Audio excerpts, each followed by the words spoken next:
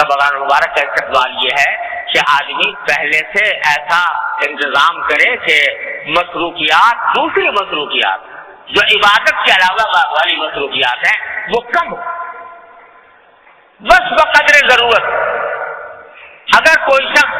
اپنے عام کو اللہ نے وسعت دی ہے اور وہ اپنی تجارت سے اپنے آپ کو فارغ کر سکتا ہے، روزی کمانے کے کاموں سے اپنے آپ کو فارغ کر سکتا ہے تو فارغ ہی کر لے، اور اگر فارغ نہیں کر سکتا تو کم سے کم مصروفیات کو کم کر لے،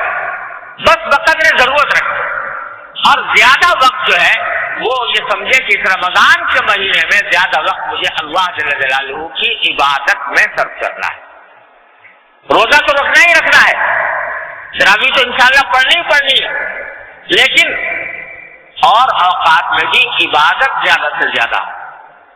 نوافل، تلاوت قرآن کریم، ذکر، تسبیح، اس کی طرف متوجہ ہو رہا ہے۔